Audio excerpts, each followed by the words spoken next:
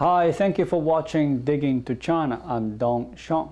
According to public documents, an extensive buildup of barriers along the 3,000-mile southern borders is underway.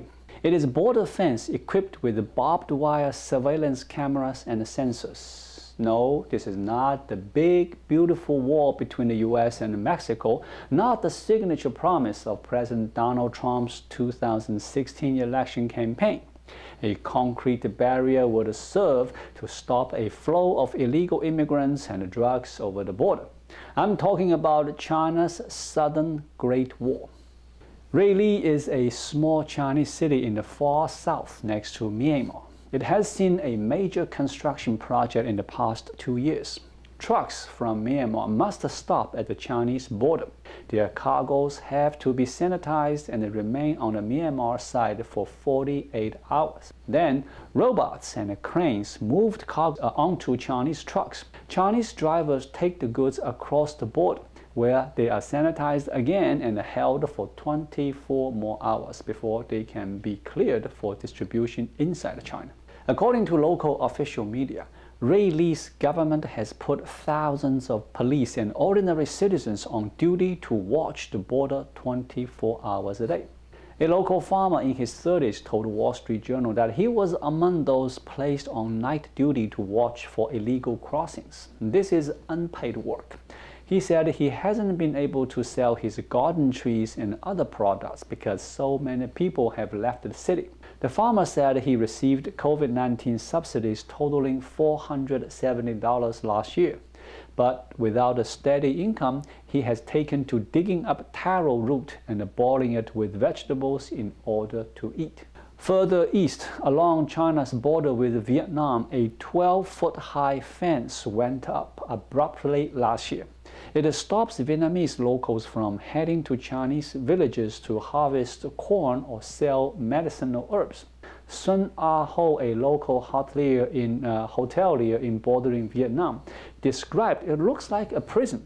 On social media, Chinese netizens call it the Southern Great Wall. State media outlets have dubbed it the anti-COVID Great Wall.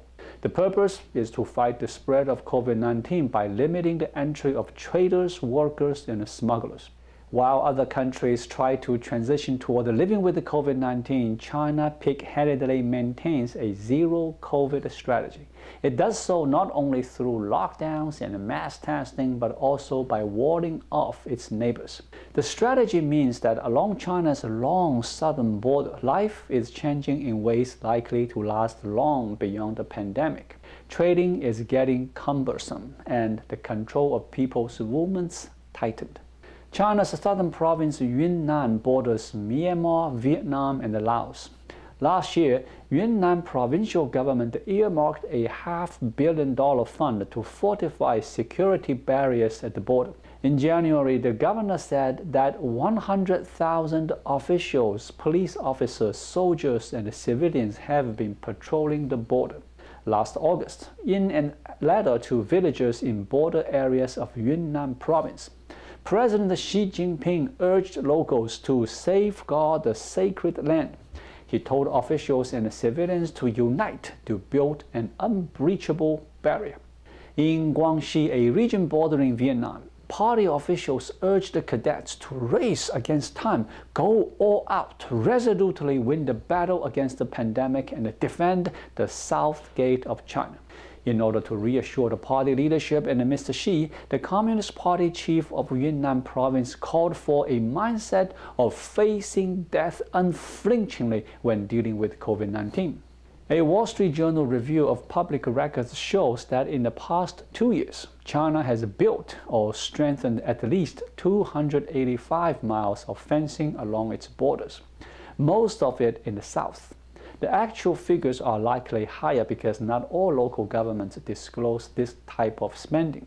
At a wire-making center in Hebei province, some manufacturers build their products as border COVID prevention wire. Before pandemic, China put up border barriers near North Korea in the northeast and Xinjiang in the far west. The border wall in the south was to prevent smuggling. During the pandemic, the border fortifications expanded all along the southern border.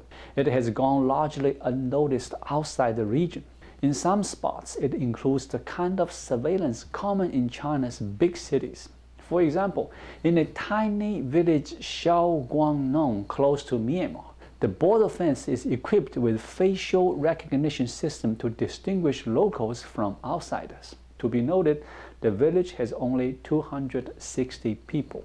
The public records also shows that several northern Chinese regions adjoining Mongolia and Russia have been fortifying border fences over the past 2 years. The efforts there often focus on strengthening existing fences rather than building new ones. China's Ministry of Foreign Affairs said that fortifying borders is a widely accepted international practice and that the fencing is helping to prevent cross-border transmission of COVID-19. Apart from the need to control the spread of COVID-19, experts say China's wall building on the Vietnamese border reveals increasing economic anxiety, as the flow of migration has become two-way instead of one. Chuan Li is a professor of Deakin University. He studies international graduate employability. He said the reason Chinese migrant workers were moving to Vietnam is multifaceted. Professor Li said, Chinese migrant workers are attracted by not only job prospects but also life opportunities associated with fast economic growth, political stability, and effective management of COVID-19 by Vietnam, one of their closest neighboring countries.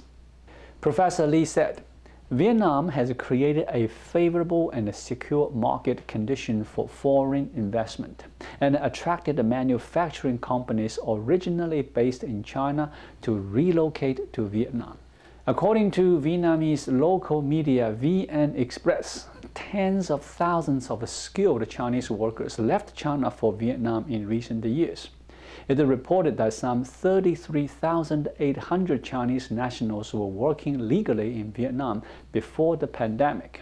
And according to a Radio Free Asia report from October, hundreds of skilled Chinese workers left China for Vietnam, and some manufacturing companies relocated due to Vietnam's rising economic status. Apart from Vietnam's favorable investment environment, Professor Li also pointed out that geopolitical factors have impacted the relocation and a change in the employment market. He said, tensions between China and the US and other countries like Australia play a role in influencing manufacturing companies' decision to move from China to Vietnam. While some skilled workers have found a legal way to migrate, many workers have crossed the border illegally. Many China critics share this common view. The tightened border doesn't just impact on the lives of migrant workers, it also targets Chinese dissidents. According to an article published by The Diplomat, China's Yunnan province has long served as an outlet for ethnic Uyghurs and others seeking to gain asylum in the West, as well as a corridor for refugees escaping North Korea. In other words, China is building border walls to keep people out, but also keep people in. Thank you for watching. Please leave a comment and subscribe to my channel. Just click the subscribe button right here. I'll see you again shortly. Until then, be well.